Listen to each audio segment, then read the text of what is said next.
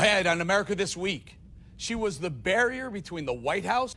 A shocking sight out of Los Angeles. Cell phone video captured.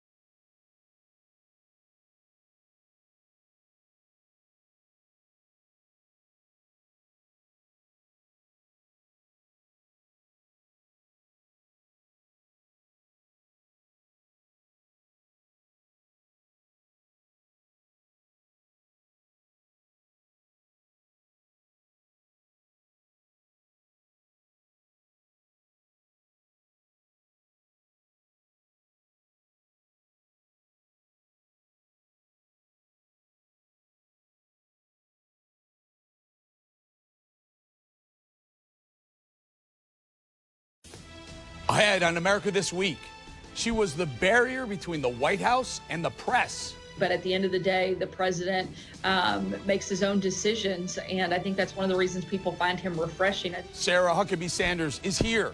And the main thing right now is not only is the virus numbers coming down, but the economy is producing tremendous numbers across the board. I'm also talking with White House economic advisor Larry Kudlow. The fact is the Democrats and the socialists have continued to worship at this altar of climatology, continuing to promote global warming. But look, let's talk facts here. You'll also hear from Congressman Devin Nunes. Also on the show, host of the Michael Knowles Show podcast with the Daily Wire, Michael Knowles. Former NYPD officer and Baltimore Police Commissioner, Colonel Ed Norris. That and so much more right now on America This Week.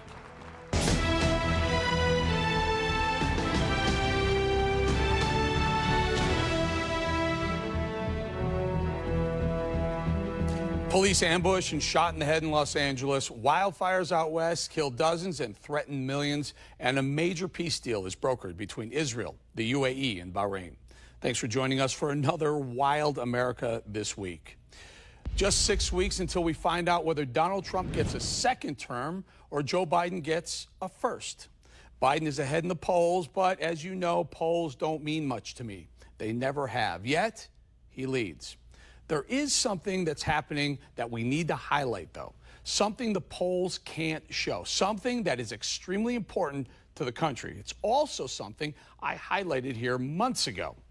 I've noticed a very troublesome pattern with the former VP. Joe Biden struggles with numbers, and it appears to be getting worse, much worse. In Charleston, South Carolina, at a Democrat debate, Joe Biden, citing gun deaths, said this. 150 million people have been killed since 2007 when Bernie voted to exempt the gun manufacturers from liability. Now, I happen to be a numbers guy, but I do understand many people are not, but that was alarming to me. I mean, he said that literally half the United States population was killed by guns. And worse, So much worse, he never realized what he was saying was grossly inaccurate. This week, it got alarmingly worse. Roll the tape. Military COVID infected, 118,984. Military COVID deaths, 6,114. Look, I don't find this funny. It's not cute, and I'm not playing these clips to embarrass Mr. Biden. However, I do think it's important to highlight a man clearly struggling with comprehension, especially when that man in question wants to be president of our country. The most powerful person on the planet, the same man who wants us to hand him the reins to lead America into battle against a very hostile world. China wants nothing more to their core than to overtake the U.S. as the world's most powerful economy. Russia, Iran, and North Korea, among others, would love to see us fail too. So highlighting Biden's slipping capacity isn't unfair. It's actually a public service. Now listen to these numbers again. 6,344,700. There have been fewer than 100 military deaths from COVID. When I heard Biden reading those numbers, wrong I might add, I couldn't understand why his handlers would give him such bad information. Then it hit me. While fumbling through the last part of that statement, I realized Biden was reading from prepared notes and he confused Michigan with military numbers. Biden was trying to cite Michigan numbers. After all, he was in Michigan and somehow came up with military. That is so scary, folks, I can't even tell you. Imagine a President Biden mixing up Kansas with Korea. But even more disturbing was this. That first part of his incoherent comment, while trying to articulate total number of American infections, this came out of his mouth. 6,344,700.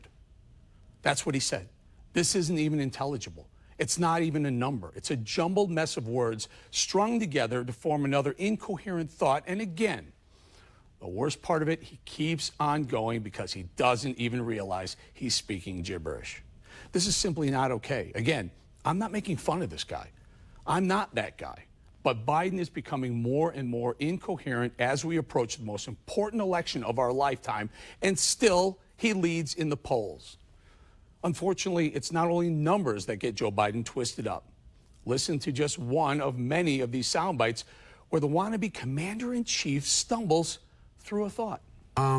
You know, there's a, during World War II, you know, where Roosevelt came up with a thing that, you know, was totally different than it's called, he called it the, you know, the World War II, he had the War Production Board.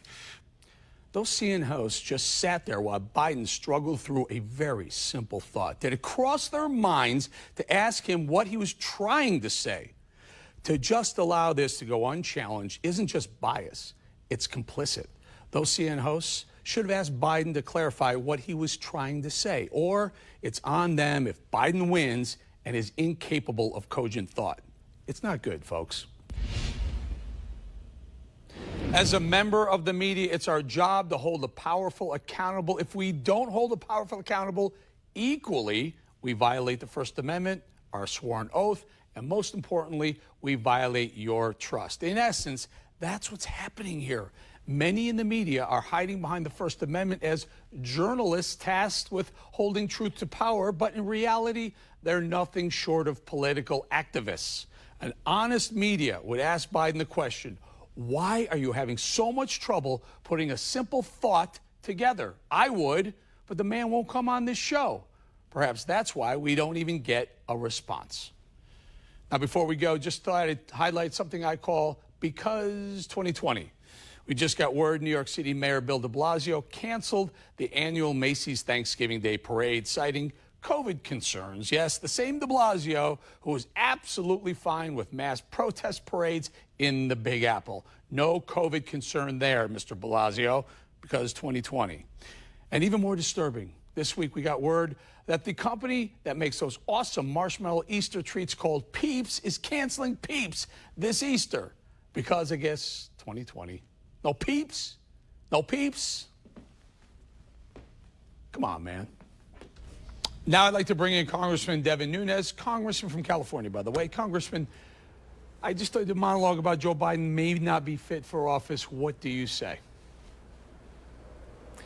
Well, look, it kind of seems like he's an avatar, and you even have Harris out talking about a Harris-Biden administration, which is quite peculiar, I think. And look, I think that Mr. Biden, former vice president, he's lost a step or two, and he really needs to come out and I think tell the American public, you know, what his health status is. Interesting. Interesting. He said he would do it once he was elected president. Maybe we'd like to hear about that prior. So let's talk a little bit. You wrote a book called Countdown to Socialism. And this kind of relates to me because now we're in the midst of trying to figure out if we're going to provide more funding for people who aren't able to work because of COVID relief. There are those on the libertarians like me who say the more you do this, the more you're encouraging people not to work. What's the status of the COVID relief? And frankly, what do you think of it? Well, look, I would like to make sure that we keep our first responders going. I think that's one of the keys here.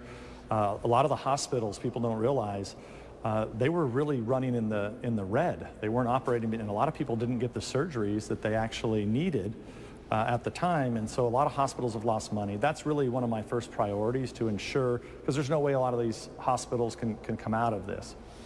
In terms of the long-term debt, I think you're exactly right, and that's why it's so important that we get everybody back to work, back to school, get the economy going again. We're learning how to treat COVID. Also at the same time, there should be some vaccines on the way, but I don't think we should count on the vaccines, Eric. I think we should focus on treatment, and I always, from the very beginning of this, if you have an underlying condition, I think those are the people that are most vulnerable in our society. We need to protect them, and you need to protect yourself. Congressman, I was in your state. I was in San Diego and Los Angeles this week, and I noticed with the wildfires just ravaging the state, the West Coast.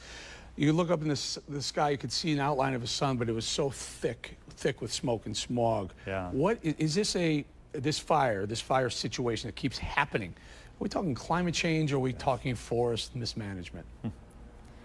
Well, look, that's kind of why I wrote this book, Countdown to Socialism. It's really kind of about my time, not only in the last 4 years, but what I've watched and witnessed in California and watching how it's a one-party state. And you get to a point where you're just dealing with complete disinformation. And look, the fact is the Democrats and the socialists have continued to worship at this altar of climatology, continuing to promote global warming. But look, let's talk facts here. We used to have a vibrant timber industry in California. We used to allow public grazing with cattle that would be on the hills. And what's happened here is we're not grazing as much as we used to. And all the timber industry, for the most part, has been eliminated. And right in my backyard, in the 2 counties that I represent, we've burned almost 300,000 acres. And we haven't been able to see the sun in my district for a week. And this is caused because the access roads are all overgrown. Trees are continuing to go. Underbrush is undergrowing. And if you want to manage the forest, you have to treat it. These are living things. And you have to treat them like a garden. And that's really the key. And these politicians that come out, including Harris and Biden that are running for president, and the governor of California, Newsom, they continue to blame global warming. It's just pure fantasy and fiction. The fact of the matter is they booted everybody off the land. We have about a minute left. What could Newsom do, Gavin Newsom, do to stop this from being an annual or even biannual event in California of just the whole countryside on fire? It's really simple. A couple of years ago on my podcast I had on, and I interviewed some of the old people that used to work in the forest, and they said first and foremost we have to get the timber companies back in to California, and then we have to go back up through all the access roads, because fires aren't new, lightning strikes aren't new, but when you can't access them and you can't break them and you can't do burn backs when the fires start, they go from smaller fires into what you're seeing catastrophic fires.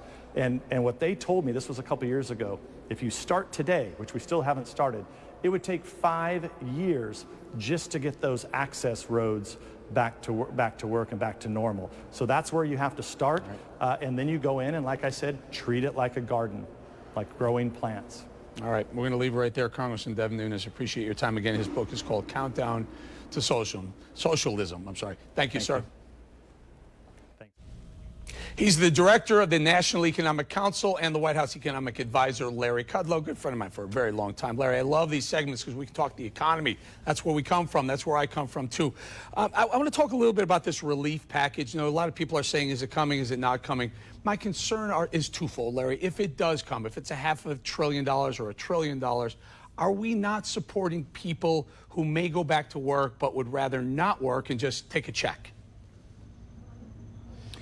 Well, things like unemployment assistance, you know, the president put out an executive order which provided federal assistance, $300 a week, and then the states can throw in $100, so it would be $400. That's down from the original number, which many people, including us, thought was a disincentive to work. I think that's what you're driving at. So this seems to be a pretty generous compromise position, which at this stage will not damage the working class. I mean, don't forget, the president's proposed a major payroll tax deferral, which is very important. That's not only an incentive for people who've been working through this pandemic, 147 million some odd people, but also an incentive to go back to work, to get essentially, I guess, an 11% pay raise. That's an after-tax wage increase, which is great stuff. And we think we're going to protect them in this fashion. We'll see how the stimulus talks go. We'd like to renew the business loans, the small business loans. I think there's a lot of talk about that. Some money for school openings. I think that's very, very important. And the main thing right now is not only is the virus numbers coming down, but the economy is producing tremendous numbers across the board. It's a self-sustaining V-shaped recovery. No doubt it's a V-shaped. If you just look at a stock chart, and you'll see that. But Larry, what happens if, you know, I got to assume we can't keep doing this forever, right? So at some point, whether it's $1 trillion now or $500 billion or whatever the numbers, eventually you're going to stop juicing the consumer with cash. You know, are we going to look at consumer spending dropping? Is that going to be perceived as a negative economic indicator? And do we risk another, you know, maybe test of the low? No, I don't think so. I mean, as I say, I think this is a recovery that's self-sustaining. You've got housing booms, retail booms, automobile booms, tremendous numbers coming out of housing and autos. Manufacturing is very strong. There are no inventories to satisfy demand, Eric. So that's going to generate this self-sustaining recovery. And we'll let it down gradually in terms of fiscal policy. Monetary policy stays very loose and highly stimulative, so that will continue. And don't forget, the president will be talking more and more. He's got a whole series of tax cuts for the middle class, tax cuts for investment, the payroll tax cut, and a whole new series of deregulatory action, which will provide a lot of torque to the economy, reward success, don't punish it, provide new incentives. That's what a free economy is about. And he's drawn a very strong red line comparing with, let's say, the other team. Well, speaking of the other team, Pelosi et al., they decided that your $500 billion relief package wasn't enough, so they voted it down. My mama told me if someone is going to give you money but you don't think it's enough, take the money and fight for the rest later. Your thoughts on Pelosi's strategy? Yeah, well, I think your mother's right. I think we all agree with her. It was a good offer of $500 billion. It would have helped. Like I say, it would have repurposed and added this. The small business lending, I think, is a constructive part. They can use some more help to year end. Help for the school openings, Eric. Is there anything more important than getting the kids back to school, which, by the way, helps the parents enormously in terms of their work effort? So jobs and kids, two big themes on our part.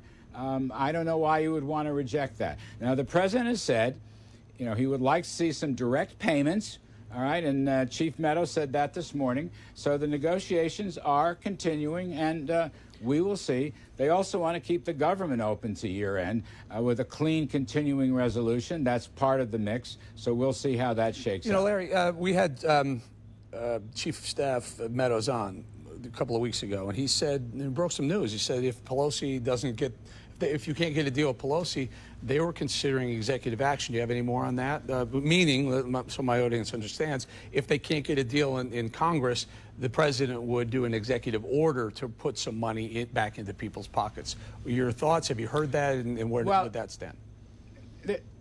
Yes, nothing new. I mean, we have a bunch of executive orders that the president released a few weeks ago because the Congress wouldn't move, and that include the payroll tax deferral, the unemployment assistance, eviction moratorium, and continued moratorium on student loan payments with a zero interest rate. So those were important measures. Those are still in place. We've issued rules on every one of them, and particularly on the payroll tax cut, he will forgive any future payments. So that's our position.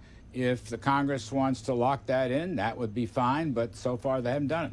Larry, about a minute or so left. In your thoughts, it strikes me as odd that President Trump would get involved in this TikTok back and forth, and whether or not Oracle was going to be the player, or Microsoft, and what for. What's behind all that?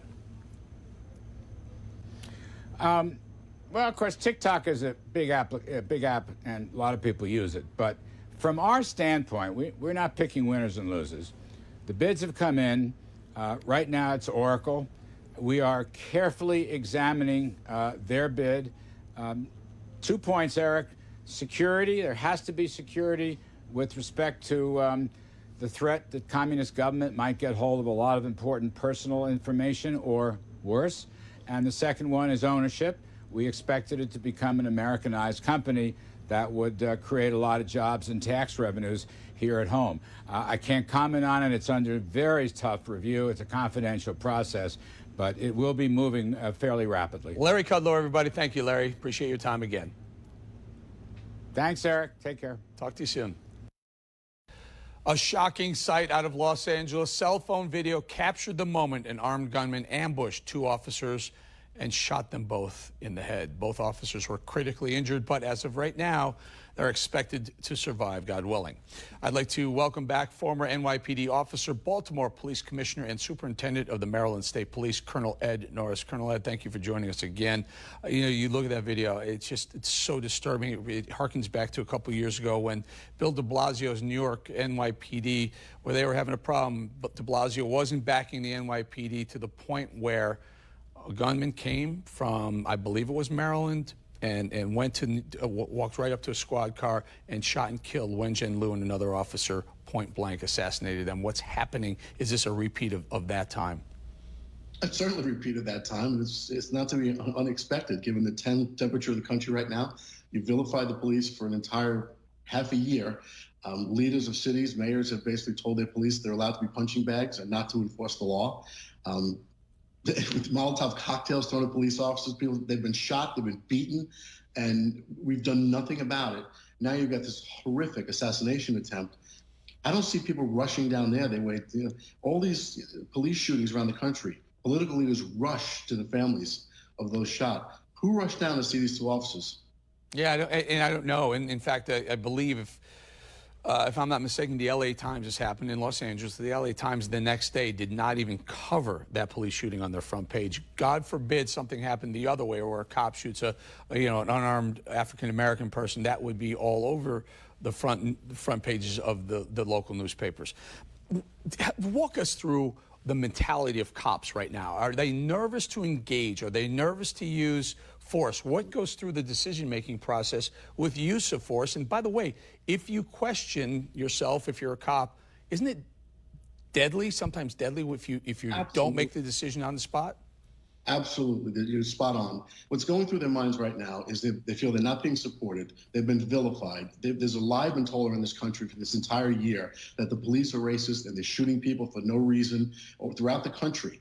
And we've allowed the country to burn. Now they're afraid to get out of the car. They're afraid to put their hands on anybody. And you're right. I think a lot of them are tentative. I talk to police officers every day still, and they're very tentative. They don't want to get involved in anything. And if that's the case, it's an easy way to get killed if you're too slow to react. Biden claims he doesn't say defund the police, but he's also talked about moving resources from police departments to other areas, other agencies within. Just talk to us. Is that any way to effectively police a community? It's the worst possible solution. If you don't like the way the police departments are running now, taking money away is you're going to hire lower quality candidates. You're going to have less training instead of more. You're going to have more negative encounters. I can't believe people can't see this. It's the worst possible solution to what is, I believe, a perceived problem. So who shows up to a call if they're moving resources away from cops, police, on the street officers, beat officers? Who shows up to these calls? I mean, literally, is it social workers? It might be social workers, it might be mental health professionals, but I'm telling you, it's going around the country now where when I was police commissioner in Baltimore, we would turn out about 20, 25 officers on the 4 to 12. Now some districts are turning out 6. Think about how dangerous that is in a city that in the last recent week had 50 shootings and 14 murders, and it's a city of less than 600,000 people. So, and this is always a tough dance to play. I've interviewed cops and management and police officers and whatnot. Does a cop have to make a decision if he wants to uphold the law? I mean, some very dangerous communities. I'm thinking of the west side of Chicago, south side of Chicago. There are cops who say they may not want to go in there, but then there are others who say, it's my job. How do you make that decision? That depends on the individual officer, honestly. But I understand where they're coming from now. And it's a unique job where it's just as easy to be the third car on the scene than the first to a man with a gun call. Because maybe you don't want to be the first car there, that's to engage the gunman. And this is what's going on around the country, and it's dangerous for everybody. It's not just dangerous for the police. We're forgetting about the crime victims out there. People don't even talk about the 50 people shot in my city in a recent week. 14 people murdered. That's 2 a day in an American city. That's about the size of Boston. I mean, this is just unacceptable. Yeah.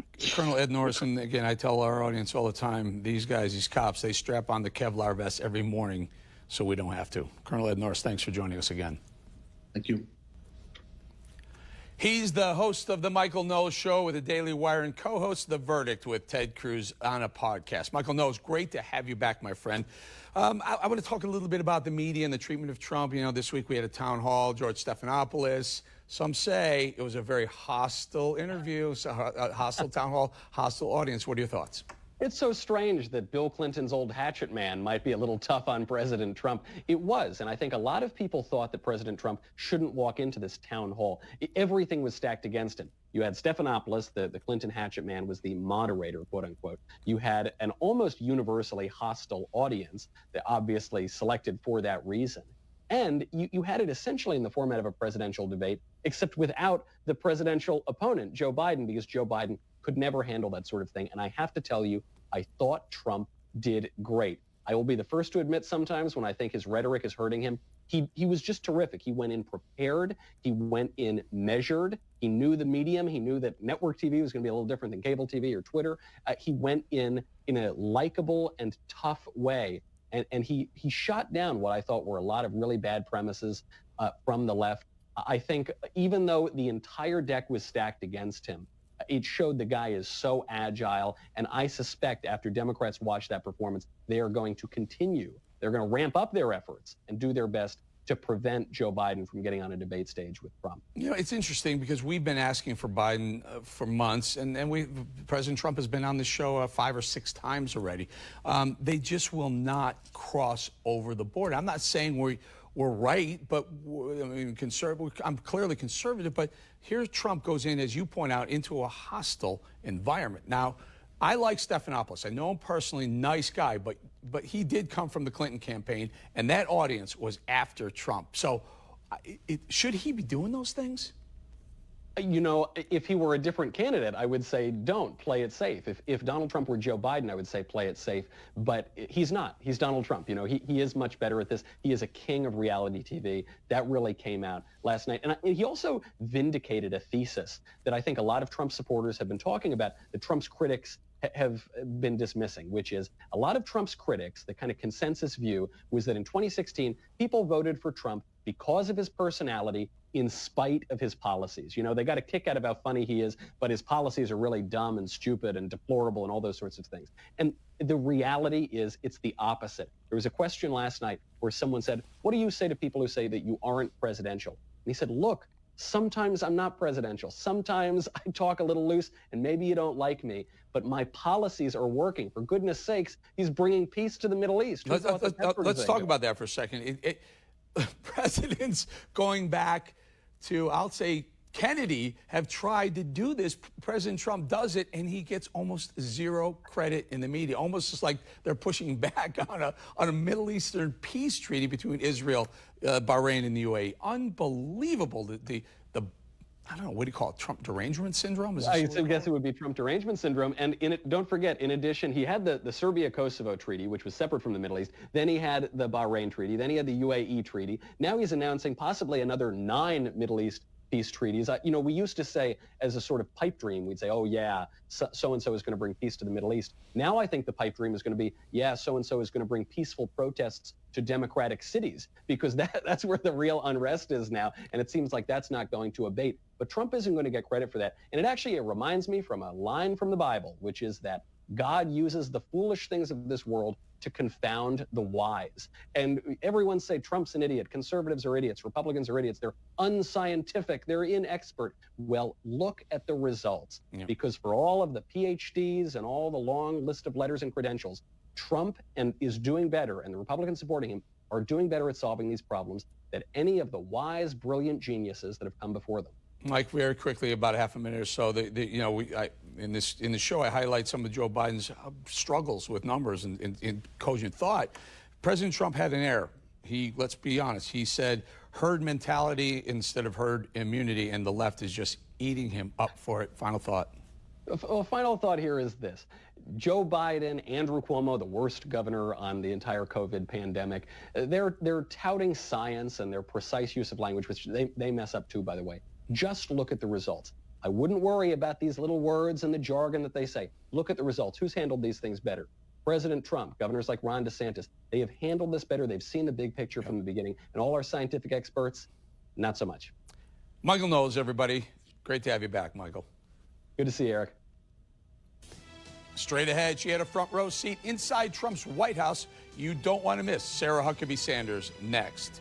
And another week closer to Election Day, and Joe Biden and Kamala Harris refuse to respond to our request for an interview. We've reached out every single week for months, and every week we get radio silence. Our offer still stands. Name the time and the place, and we'll make it happen.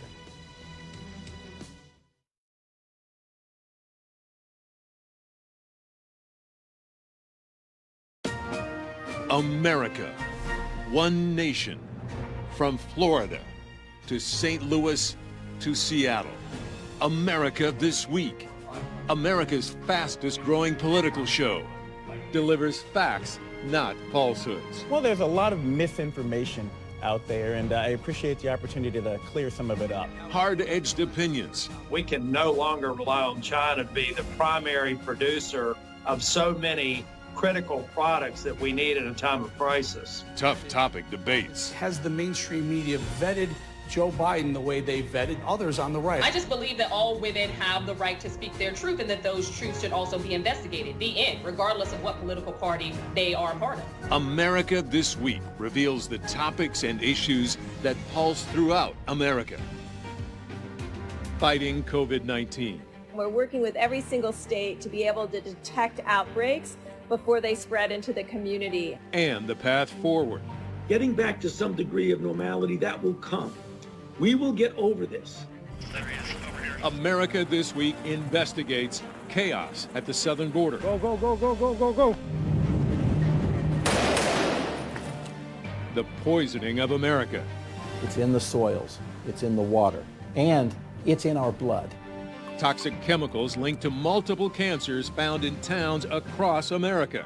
We were poisoned, and we are still poisoned. Almost every day, there is a new community that is finding out that their water is contaminated.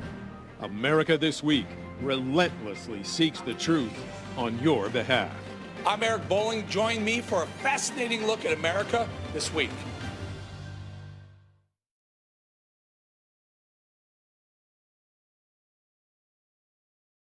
Let's get right to the interview segment. She's a former White House press secretary and just released her new memoir, Speaking for Myself, Faith, Freedom, and the Fight of Our Lives Inside the Trump White House. Sarah Huckabee Sanders, good friend of mine. Thank you for being here. Thank you, Sarah. It's good to have you back on the show. I want to start with this Bob Woodward book. You know, look, were you there at the time? Let me ask you that first. Were you there when Mr. Trump, when the president decided to give Woodward all those interviews? No, I wasn't. I'd already left as the White House press secretary when those interviews took place, so I wasn't there or present when it happened. So would you advise, and how does it work, Sarah? Let our audience know, Trump has always been his, kind of one-man shop on comms. I get it, but is there a way to steer him away from certain things? What was the goal of the Woodward interviews? Look, I think the president felt like the first book that Woodward wrote was so negative and he didn't participate, that if he injected his voice into the story, he could help make it better and more positive about his presidency. Unfortunately, that's not how Bob Woodward works.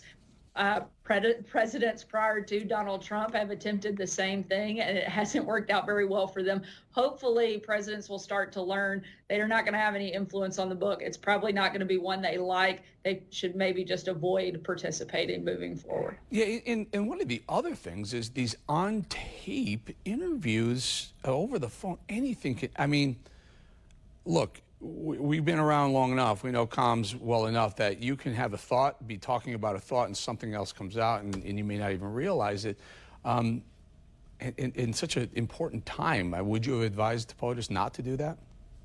I certainly wouldn't have encouraged him to do as many interviews as he did with Bob Woodward. But at the end of the day, the president makes his own decisions. And I think that's one of the reasons people find him refreshing. I think you know that too, Eric, is that he does like to be accessible to the press. He does like to answer questions, and he likes that interaction. I think it's nice and refreshing that we have a president that is so accessible, but in some ways I might cut back on the Woodward interviews moving forward. Yeah, talk a little bit about what's going on. Our audience is a national audience, broadcast television. It doesn't lean one way nor the other, Sarah. So talk about how the president will go out there. This week, in fact, he went on ABC, which typically isn't that friendly to the president. You don't see, we've tried to get Biden on this show for 4 months. He won't come on anyone who he doesn't perceive as the home team advantage. So President Trump will go out and talk to other networks.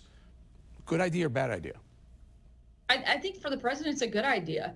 I think when he performs his best is actually when he has tough interviews.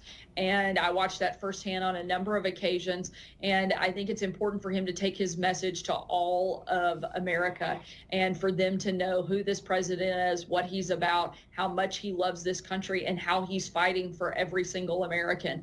And he has a great record of 4 years worth of accomplishments. He should be proud of it, and he should go out and talk to the country about it. It's one of the things this president does. He takes questions from the press almost every single day, whether it's in the Oval Office or on the South Lawn or in the White House briefing room.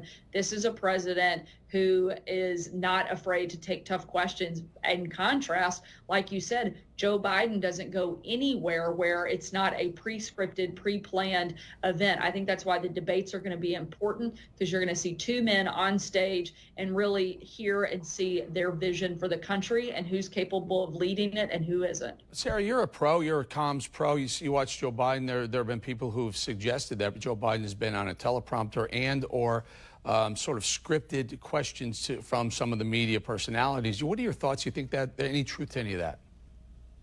Well, I'm certainly not on the Biden campaign, but it definitely raises a lot of questions. I would like to see him do something, just a press gaggle where he takes real questions from a large group of reporters in a less formal and a less scripted way. I think it would be helpful for the American people to know where he is on a number of issues. He's been in so many places back and forth on a lot of different things.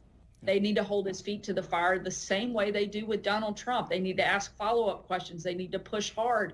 So far, we haven't seen the media do that with Joe Biden at all. Yeah, not at all. And again, well, I'll offer it again, Biden, come on. All right, so your book is called Speaking for Myself, Faith, Freedom, and the Fight of Our Lives Inside the Trump White House. Inside that Trump White House, Sarah, tell us a little bit about it. I've been in there. I've been in the Oval Office with you and the president. When I leave, do you say, Mr. President, this is what we need to do? How much does he listen to his advisors?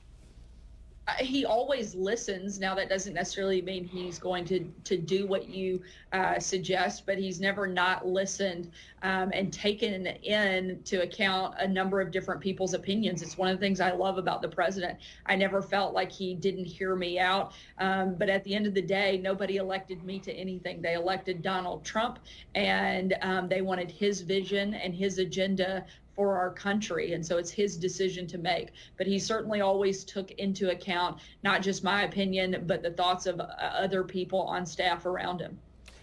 We got about 20 seconds, and you mentioned the word elected, Sarah. You've been rumored to be interested in running for governor of Arkansas. Are you still interested in that?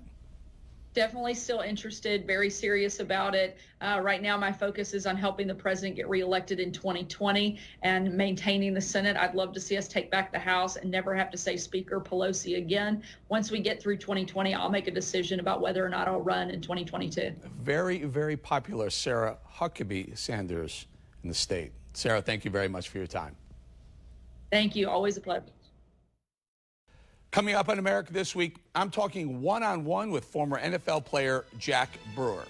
And thanks to everyone who's donated to the Eric Chase Foundation, every dollar is going to help fight against illegal opioids and drugs that are killing our children. Last week, I was given exclusive access to a U.S. drug offload where well over $500 million of cocaine seized from drug cartels while en route to our neighborhoods, our schools, and our borders was brought to port in San Diego to be destroyed by the DEA. I've been on the front line week after week to expose drug cartels and show you the brave men, women, and canines who are doing their part to stop the drugs from entering the U.S. But there's more work to be done. If you want to help in this critical fight, please go to ericchasefoundation.org. Your dollars will help parents and kids and hopefully save them the heartache of a deadly overdose. Together, we can save the lives of our most precious assets, our children. This week, the top donors will again get a signed copy of my book, Wake Up America, headed your way.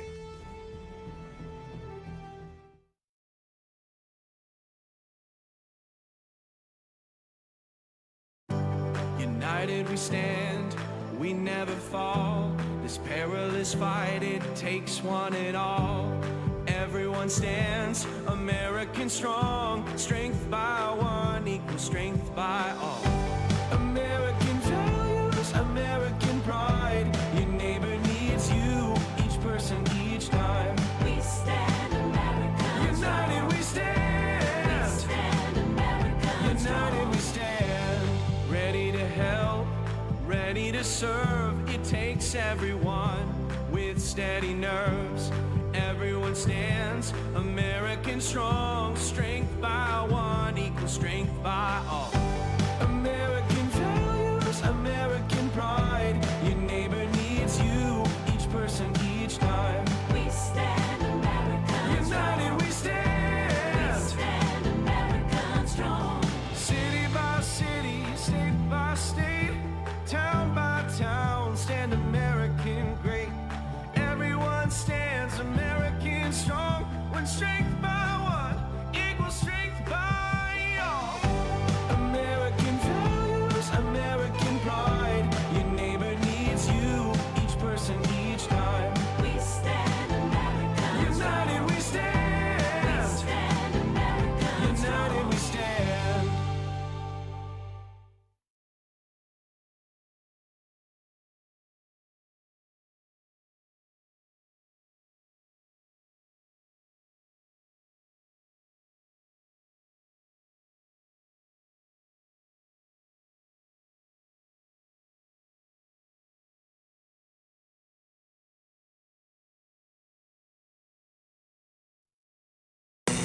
Can you see by the dawn's early light? Kneeling during the national anthem, painting words on the field like, quote, end racism, and some players are even showing their support for the Black Lives Matter movement on their jerseys. The NFL looks a lot different this season, and it's not just cardboard cutouts of fans in the stands. Joining me now is former NFL player who's now a pastor and part of Black voices for Trump. Jack Brewer, welcome back. Jack, I'm a diehard NFL fan. I cannot not watch football. I love watching football. I watch football. So my Raiders cover the spread at Carolina, by the way. I still can't help but be really still disturbed about the kneeling and the disrespect to the flag and the anthem.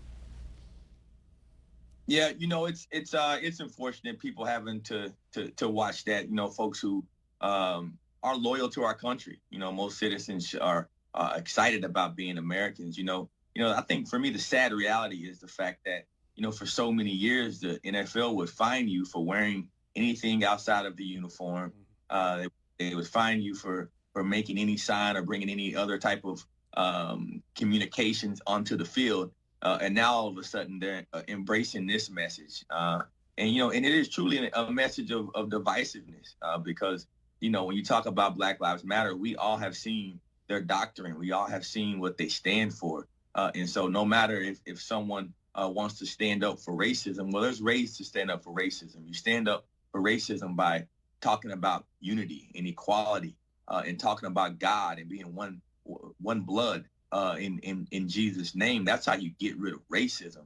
It's a spiritual battle. But to talk about identity and to take on a group that's a Marxist organization that's been so divisive to our land, that's really unfortunate.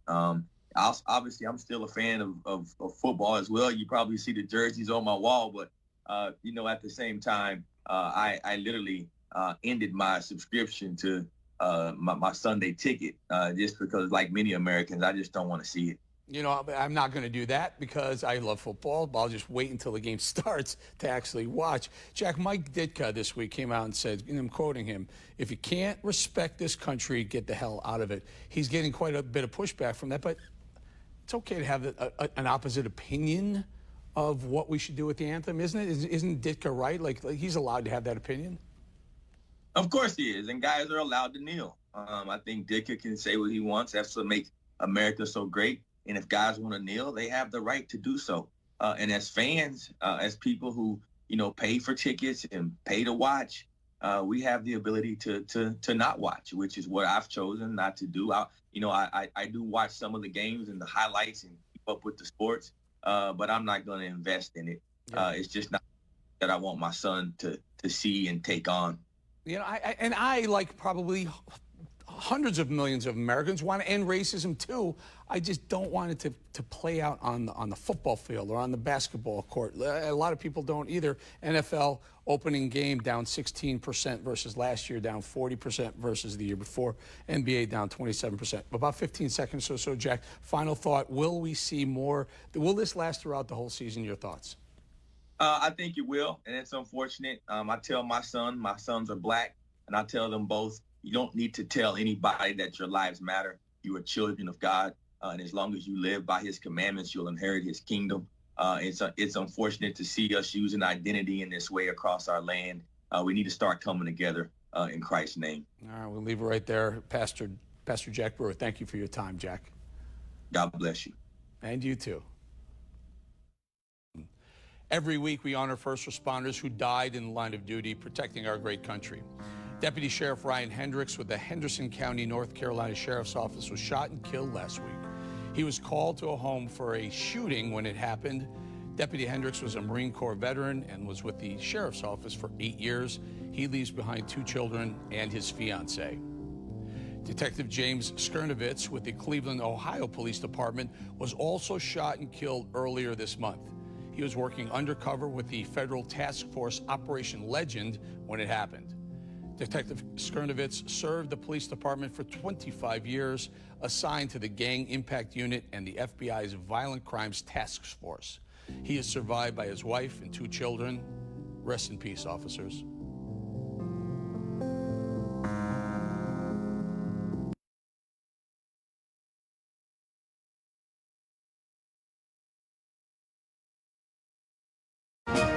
America, one nation, from Florida to St. Louis to Seattle.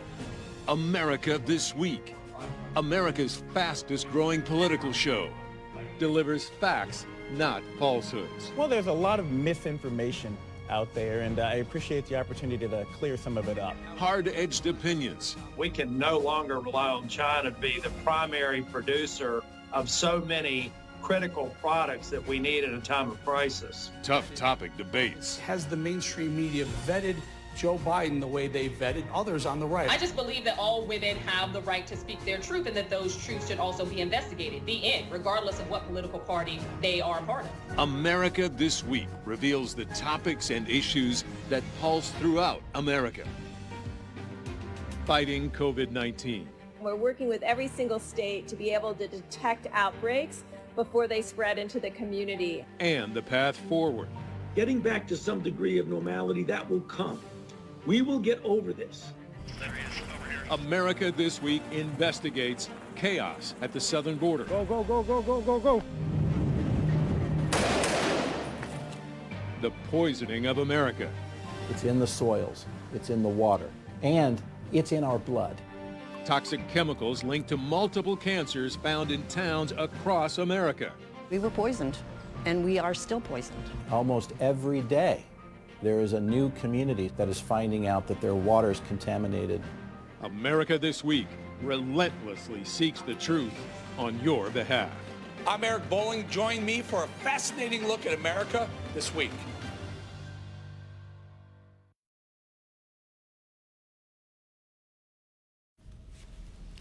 Let's hear from both sides of the aisle here. Going head-to-head, University of Maryland lecturer Dr. Jason Nichols and member of the President's National Security Education Board, host of America First on Salem Radio and Sinclair Media contributor, Dr.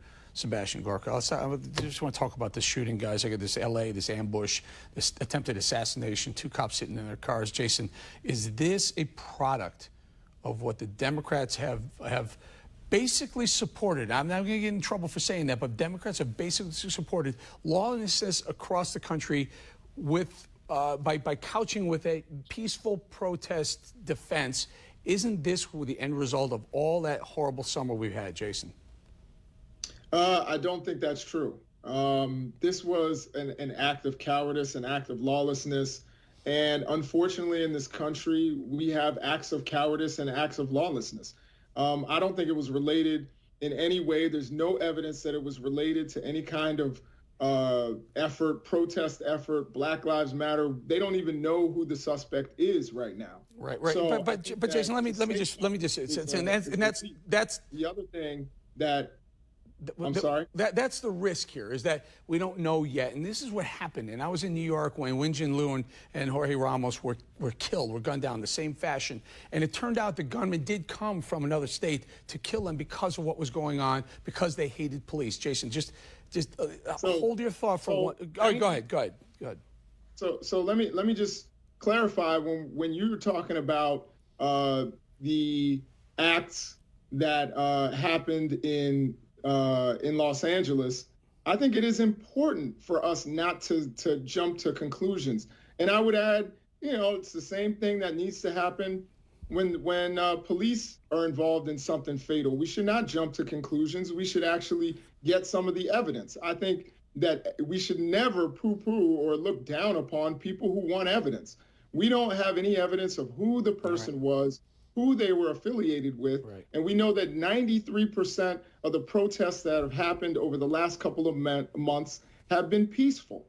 So I think it's a problem when you start saying that and then trying to say that Democratic politicians are engaging in this. It'd be the same thing as blaming, people on the right for the bugaloos or for the white supremacists who have committed acts. I think we need to pause and figure out actually with evidence what actually happened. Fair enough. All we know is that this is a tragedy. You're right.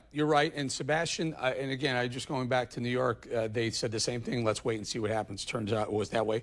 Who knows? We don't know yet. But Jason points out 93% of the protests in America over the summer were peaceful. Yet there was a study out this week that said somewhere between $1 and $2 billion. $1 and $2 billion in damage was inflicted on the country at the hands of these protesters over the summer. The most ever for any sort of protest in the history of the country.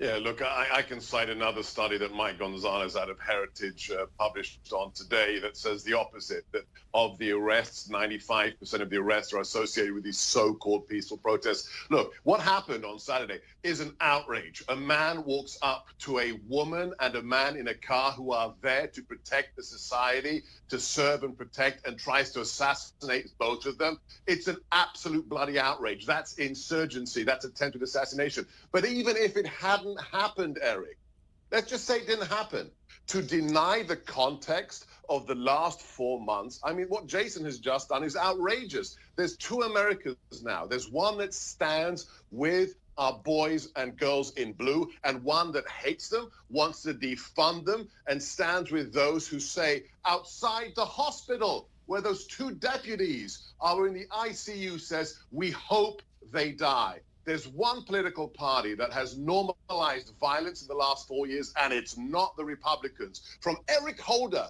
Obama's attorney general, saying, when they're down, we kick them. From Maxine Waters saying, if you see a member of the Trump cabinet, harass them. The Democrats have normalized violence, and it has to end, Eric. All right, I ran out of time. It's a hot topic. Jason, final thought, and Sebastian points something out very important. There were protesters protesting at the hospital. We hope they die. Who are they, Jason? Quick thought. So again, I'm not so sure that those were protesters or what the context for that was. I did see that one individual went on a live Facebook feed and said, hey, I hope they die. What we have to understand is that we need better relationships between the police and the community. And I think that one of the things historically with Los Angeles is that they've had issues in that regard that has caused community resentment. Now, what we have to do, of course, is pray for these officers and pray that they make it through and that they're better. But I'm putting this on a political party, particularly when Donald Trump was telling people to rough people up in his rallies and all those kinds of things, is absurd. And we didn't see this kind of violence in other, administrations. It seems that we've had this extended amount of violence, and it all goes back to the top. Goes back to the President of the United States. All right. Now, it's not set. We ran out of time. But you'll blame the president. That's hypocrisy, Jason. All right. I got to leave it right there, guys. I apologize to both of you. Sebastian Gorka, Jason Nichols, thank you both very much. Set your DVR so you never miss an episode of America This Week. Go to facebook.com/America Bowling, all one word, to see when we air in your city. All of our shows and key interviews are also up on YouTube. Search America This Week. Subscribe to our YouTube channel.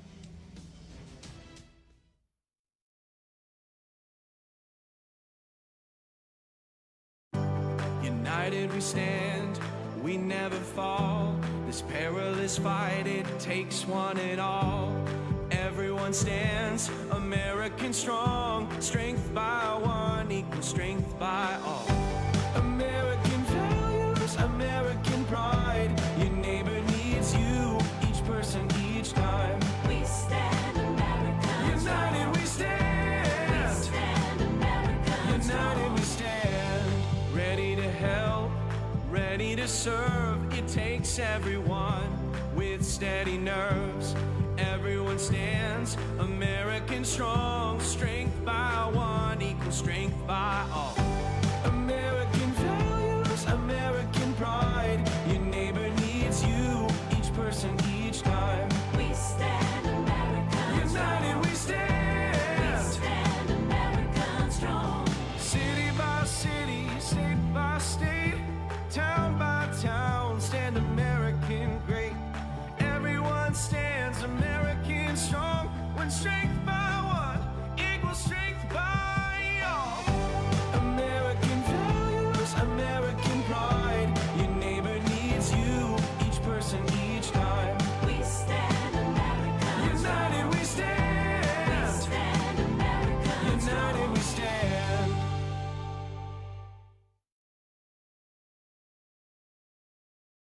And Sinclair is also teaming up with the Salvation Army to help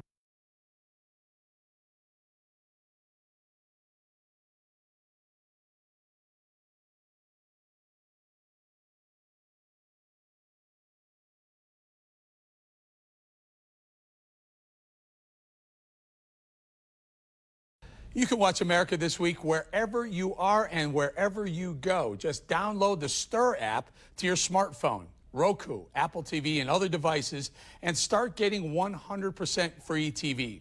America This Week airs every Sunday at 9 a.m. and again at midnight on your local Stir City channel. That's Channel 1. That puts every show at your fingertips. Again, 100% free. And Sinclair is also teaming up with the Salvation Army to help those on the West Coast affected by those wildfires we just spoke of. Donate now to the Sinclair Cares Western Wildfires Relief Fund. You'll find a link on your local Sinclair station's website. The company will match up to $25,000 in donations. That wraps up another episode of America This Week. Tonight, we'd like to feature a real hero who was recently recognized.